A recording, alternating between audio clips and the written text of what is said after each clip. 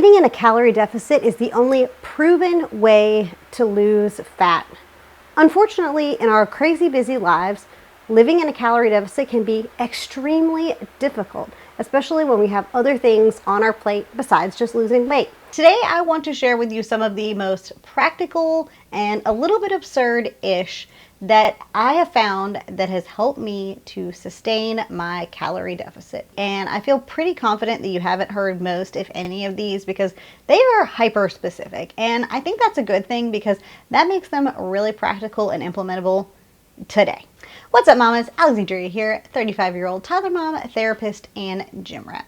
After losing nearly 40 pounds of postpartum, it changed my life, and so my goal now is to help you so that you don't have to make the same mistakes that I did. And I've discovered some sneaky smart ways to help me go from 150 pounds to about 110 pounds. Number one is maxing out my protein first thing in the morning at breakfast. I find that when I get like at least 30 grams of protein in my breakfast in the morning, I'm much better able to stay out of the kitchen and doing that snacking thing in between meals until it's time to get to lunch. For me right now, honestly, it's mostly been like a protein shake and having some fruit, but I also really enjoy having some yogurt where I sprinkle in some protein powder to up the protein, and then I do some frozen berries, or maybe I add in some cereal, whatever the case may be. But my point is that by prioritizing that 30 grams of protein at the start of the day really helps to keep me full and sustain my fullness for a much longer window of time.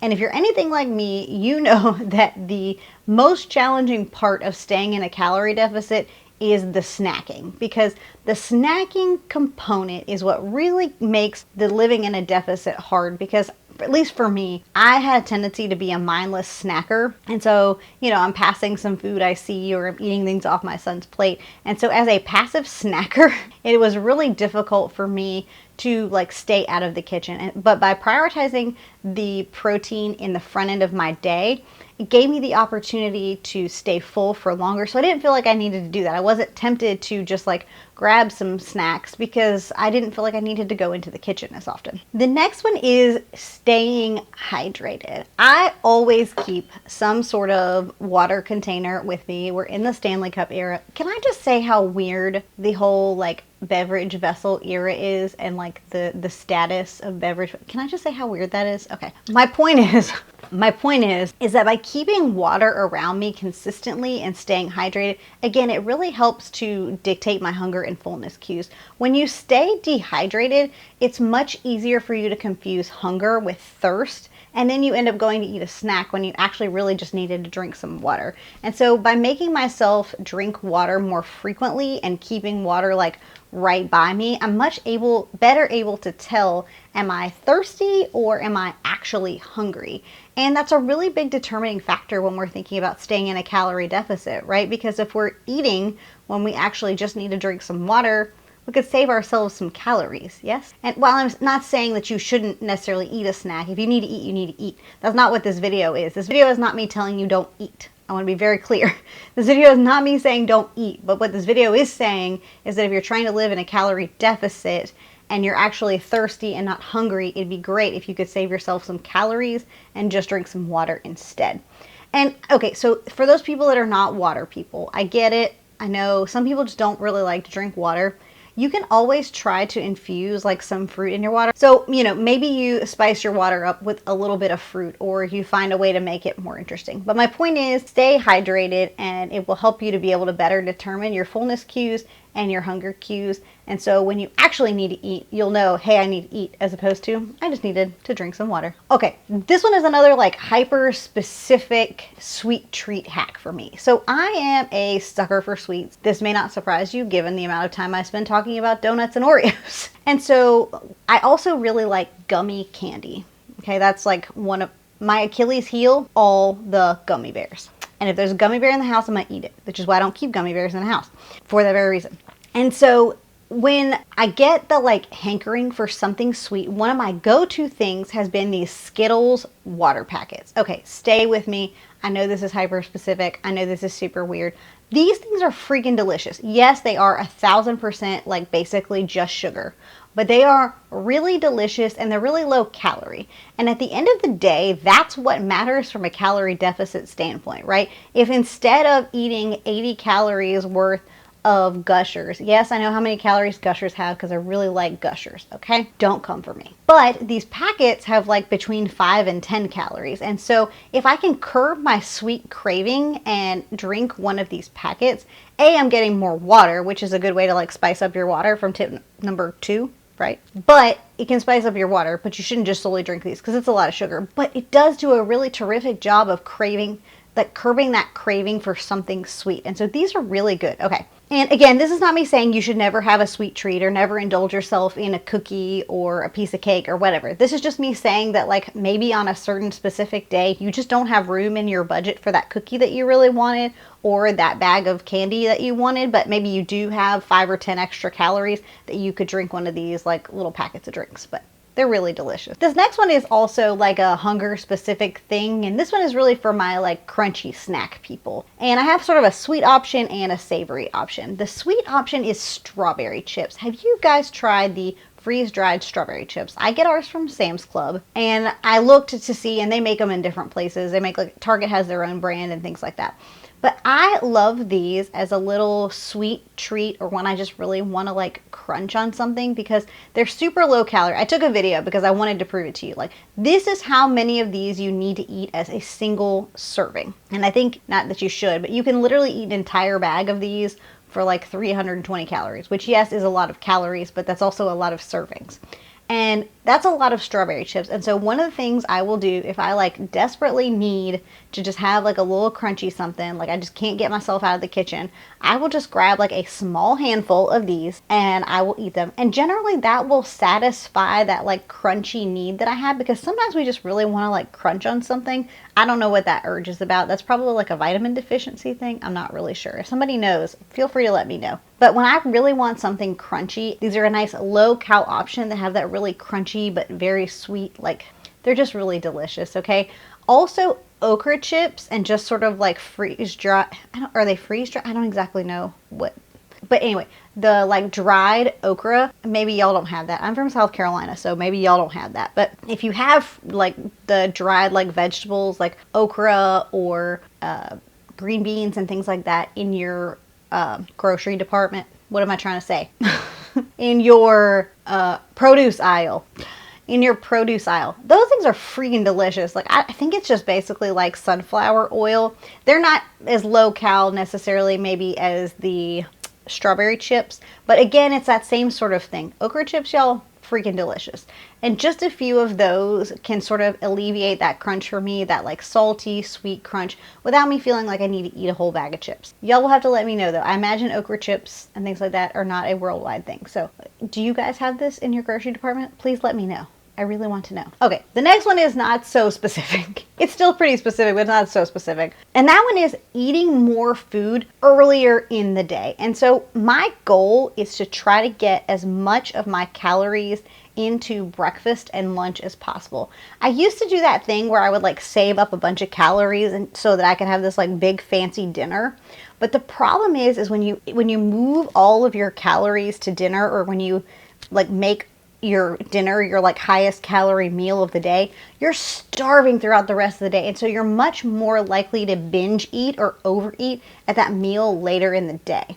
And so if you can eat when you're hungry throughout the day, and like I would say by like 2 o'clock in the afternoon, assuming that you keep like a similar schedule to me, by like 2 o'clock in the afternoon, you should probably have had like 70 to 75% of your calories. And then save some for dinner, or go ahead and plan out your dinner so you know how many calories you have left for the day. Because the problem is that you're working against yourself in twofold. The first is because decision fatigue kicks in the more decisions you make throughout the day. And so it's much easier for you to make a positive, like healthy choice about what foods you're going to eat for breakfast and for lunch than it is by the time you get to dinner. So if you haven't pre-planned dinner and you're starving, you are much more likely to pull the trigger on that pizza than you are some sort of like high protein option. Again, unless you've pre-planned it. Let the you earlier in the day make the decisions about what you're going to have for dinner, not the over hungry person that's standing in front of the fridge. That will serve you well. I would know. I've made these mistakes many a time. I'm telling you from personal experience. I'm not telling you because I'm better than you. I'm telling you because I know, because I learned my lesson. So I want to make sure you understand this. I'm not judging you. I've done it. And I don't want you to do it. So I'm just trying to help you out. And I say this to say that, if you are, so you're fighting against yourself on two fronts, right? A, you're really hungry. And then B, you've also got yourself in a situation where decision fatigue has kicked in. And so it's just much easier for your brain to just default to just order whatever takeout than it is to feel compelled to make some sort of food. So eat more earlier in the day, and you're much less likely to feel like you need to go binge the refrigerator at night and feel like you are just absolutely starving. And don't wait until you're hyper hungry to eat. When you start to feel hungry, that's your cue to go ahead and eat lunch if possible, or go ahead and eat breakfast when possible. Don't wait till you're starving, knocking on death's door before you go and eat some food. If you wait until you're super hungry, you're much more likely to overeat than you are if you eat when you're at a moderate level of hunger rather than super hungry. I'm very guilty of this. I should know. This next one, again, is kind of quirky. Number 6 is I don't restrict myself when it comes to eating whole foods. Now, what I mean by this is you can still eat in a calorie surplus if you're eating whole foods. I'm not saying that you can't do that. But what I am suggesting is that I am much less stringent or cognizant of how much fruit or how much a cup of vegetable I'm going to have than I am some of the other portions in my day. So I'm much more likely to budget out a container of chips or a container of goldfish or whatever than I am if it's a whole food, like a fruit or a vegetable. And part of the reason is because eventually our body does get tired of eating it. It's that same sort of sensation over and over and over again. And so our body does get bored of it, but it's also a water-based food. And so it fills us up more quickly, right? There is a limit to the amount of broccoli that one can consume before you get tired of consuming broccoli. But things like chips can often have this dynamic flavor that makes us want to keep coming back for more. And there's actually food science around what the tastiest chip is and what will be the most interesting for our mouth. And so we're much more likely to binge eat interesting foods than we are whole foods. So my point is that I don't harpen myself on those pieces. I'm much more stringent with my serving sizes of those processed foods than I am when it comes to a whole food. Not because I can't eat in a surplus that way, it's just much less likely. And so if I really want to eat 2 cups, let's say, of broccoli, or I really want to eat 2 cups of watermelon or strawberries or whatever, I go ahead and allow myself that because that means I'm likely going to stay full for a little bit longer and might not feel the need to eat some of those higher calorie foods later in the day that I have to be more particular about the serving. And it just sort of helps mentally free up my space for me because I think we underestimate the amount of time we spend when we're in a calorie deficit thinking about and planning our food, and that can be a heavy mental load. And so by not giving myself, not being so stringent on that, it sort of alleviates a little bit of that burden for me for a little bit, so I'm not so hyper focused.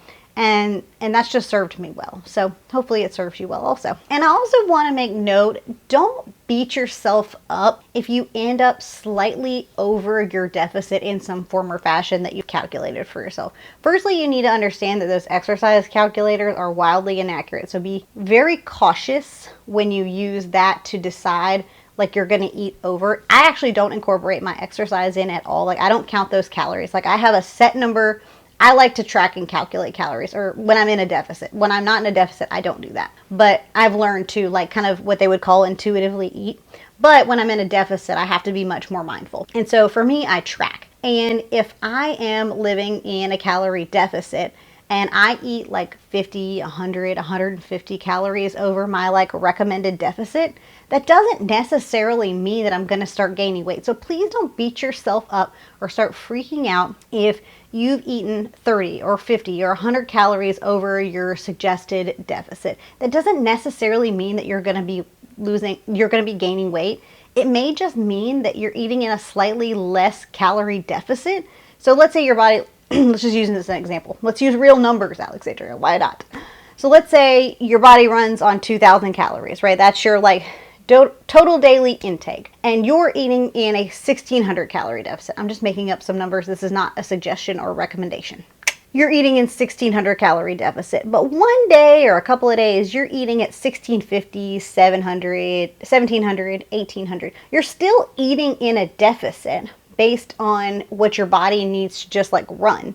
So it may take you longer to see the long-term goals that you want to reach because you may not lose weight as quickly, but you're still eating in a deficit. So please don't freak out, don't panic if you're like a handful of calories over. It's gonna be okay. You did not self-sabotage. Start fresh tomorrow. You got this. And if you loved this, I highly recommend you go check out my video on things I wish I had done sooner to lose weight. And if you've found this helpful, I would love if you would let me know by subscribing to the channel, and I'll see you guys next time. Bye, friends.